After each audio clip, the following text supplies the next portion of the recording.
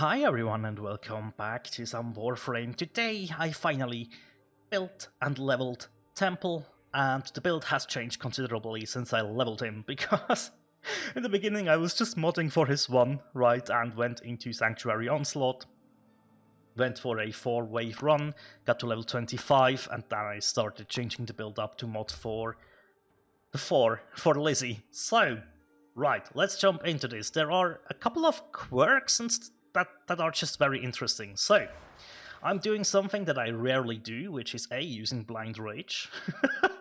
But we'll go over that in just a second. I'm also using Natural Talent. This is a test at the moment, and it works fairly nice. And all in all, 2 from the top mods, I'm using Archon Vitality, Adaptation, and Primed Redirection, which is very weird, right? But survivability is an issue for this Warframe. That is saved by his 3 though, but still, so Archon Vitality, I have this 2 from the top. That is absolutely fine. You can have this leveled even lower if you want to, and if you're comfortable with it.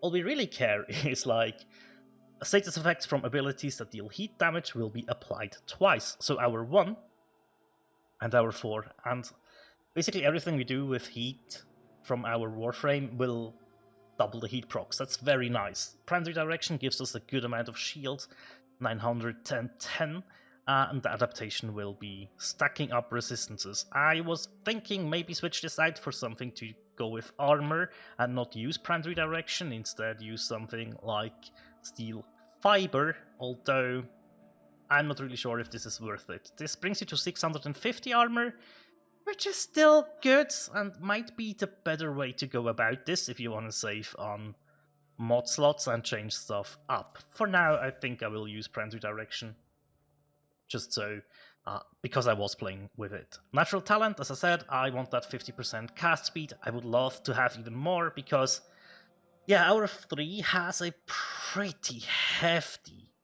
casting time, and you will see that once we are in the mission, so yeah, that's a thing.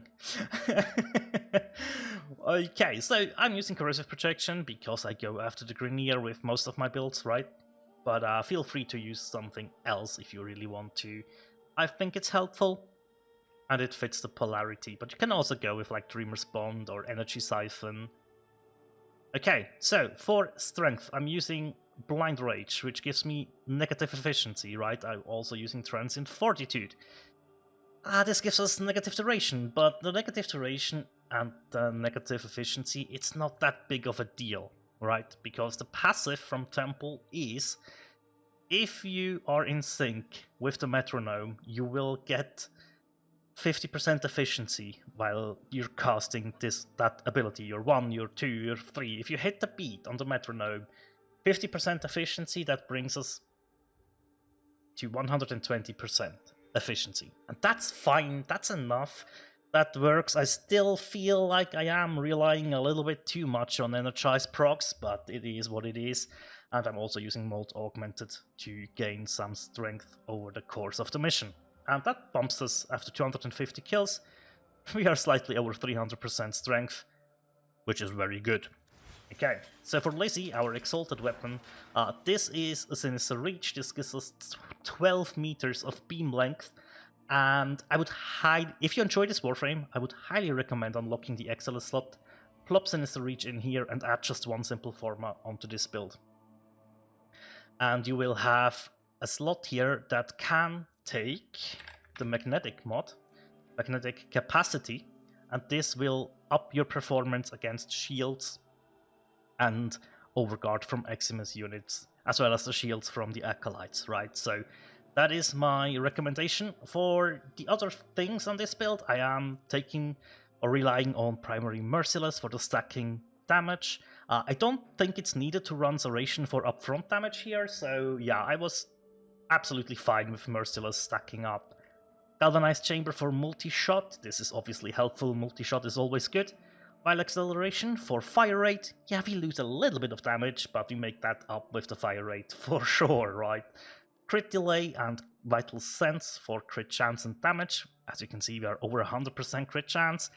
over 6x crit multi, and then I'm using Malignant Force and Rhyme rounds to get viral damage, Thermite rounds to add more heat and more status chance.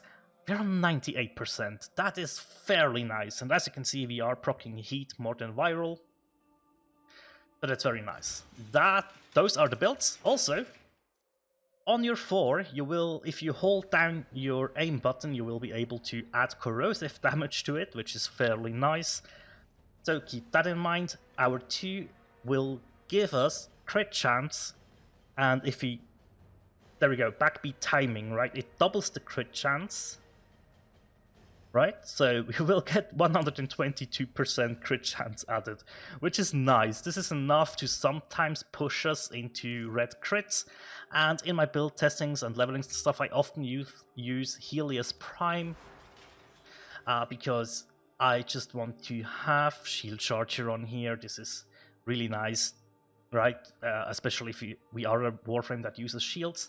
The Shield Charger is cool, but also, like, I like Investigator, I like Detect Vulnerability. It sometimes just pops up your damage for no apparent reason until you remember, oh yeah, I have this one. So yeah, this is Detective Dyson, by the way. That's what this build is called.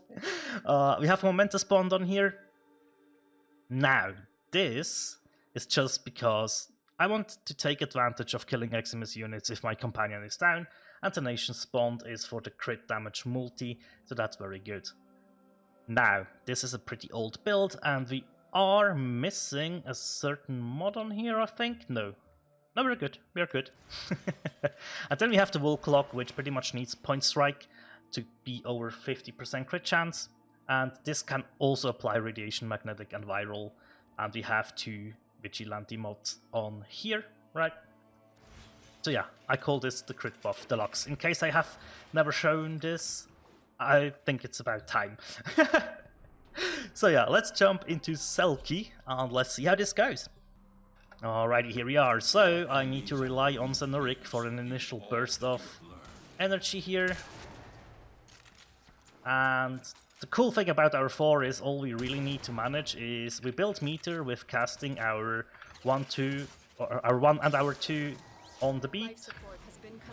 There we go, you can see the meter is filling. Also apply a lot of status procs with this, add corrosive. And yeah, see, this is why I think Merciless is all that we really need. Let's always make sure we are casting our 2 and our 1s from time to time.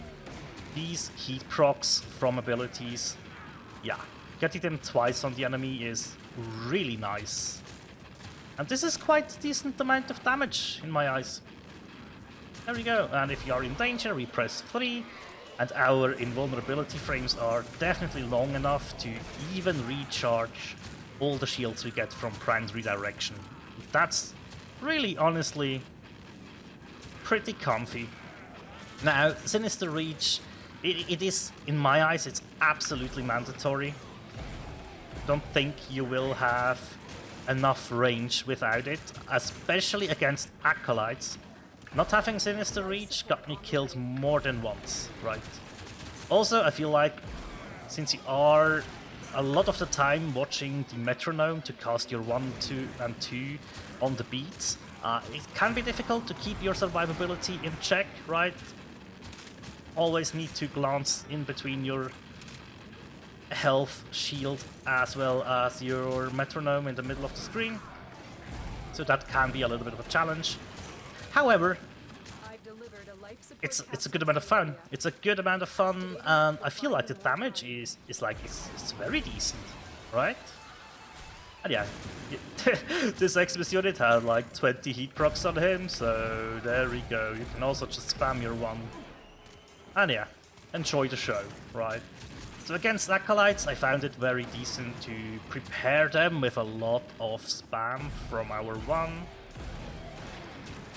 Before I really got going and just shot my 4 at them for longer periods of times. But yeah, that is pretty much the only area where I feel like the damage is not that strong, is against the Acolytes, right? I think the Eximus units go down fairly quickly. most of the times at least. So yeah, that's fine, that's fine. I was also thinking about, as I said, using steel fiber for more armor to get a little bit more damage reduction that way. But I honestly like having that amount of shields as well. It feels less risky, right? It still can be pretty harsh. And yeah, as you saw there, the animation of our 3 that will instantly heal us with the amount of strength that we have, right? And you have 4 seconds, there we go, if you press this, of invulnerability, which is quite nice. And without having natural talent, the animation for this is extremely long in my eyes, so if you are willing to invest into this Warframe, like 1 or 2 Formas is probably all you need, as well as potentially like 2 cast speed shards. Probably deserves even prime Tau Forged, not prime. Tau Forged shards. Ow, I got knocked down, and I have a slash proc on me. Yeah, that's my bad. This is where I was thinking maybe Rolling Guard would be a good idea to get rid of slash procs and such status effects like that, but yeah, I don't know. There we go, we can pick ourselves up. Let's try and get this ball rolling again now. This is the perfect example why I am still a little bit on the skeptical side on this, right? I mean, we have 3 survivability mods. We're on 400 kills. Yeah, we're pretty much on 100 kills per minute with this, which is nice, and if I would not have died, we definitely would be there. So, yeah. Additional life support has arrived.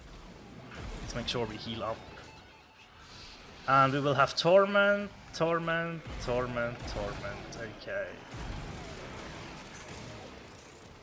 There we go. Now, oh man, yeah, that's exactly the biggest problem I feel like with this Warframe are the stuns that you can receive from enemies like Torment, right? So you probably need to find a way to escape those. Although that's not too bad damage. 480 kills, almost 100 kills per minute. If I wouldn't have died, I feel like that would have been easily 100 kills per minute. And we were good on life support even. So that felt decently good. I'm not gonna lie, that death kinda bugs me, but I do want to show that that is the biggest weakness. Every time an Acolyte shows up, I am a little bit worried, and especially violence can be extremely troublesome, right? Because if violence gets too close, every ability is gone, and Torment, or I think, is it Maniac? Mania? The melee one that fights like Valkyr, right? That one can stun lock you, which is very, very dangerous as well. So yeah, that is definitely something to keep in mind. But yeah, it works out fairly nicely. I did try out a corrosive build. It's pretty much the same build here, right? It's pretty much the same thing. Yeah. So just with corrosive. But like, I still feel Viral was performing better, except against Acolytes.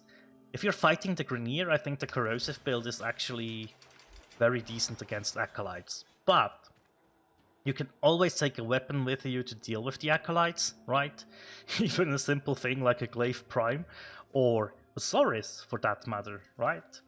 That can pull you out of that sticky situation. I had the Glaive Prime with me, right? I could have just thrown this at the Acolyte and made it easier for myself. But I wanted to see if Lizzie is able to deal with the Acolyte fairly nicely or not. Now, I do believe it really depends which one of the Acolytes that you do get. So yeah, I need to test things out a bit more. I need to play more with this Warframe and see if there's a particular acolyte that is just immensely annoying, or if all of them are troublesome. And maybe I will invest that one Forma that I was talking about in the beginning to add in the magnetic mod, right? Or to even highen the damage from heat even more. But I think I will leave it on zero Forma for a little while, and I will see where this is going, right? Maybe even energy shards or something could be nice. And yeah, I think I will still experiment with... Maybe I will experiment with steel fiber, actually. Now I am a little bit curious about if that would be good. That would also give us the fully max transient fortitude. So that could be something to test out. But yeah, that is my first look at Temple. As I said, just finished build and leveling. So yeah, I don't have much to go off. So yeah, more testing is needed. But I wanted to give you this first look. And I think it's a Warframe that seems very interesting, can be a lot of fun, especially if you like to use flamethrowers. Like Lizzie is a very good flamethrower. There's no way around that. So yeah, hopefully you have enjoyed this Zero Forma build. Thank you very much for watching, everyone, and as always, take care. Bye.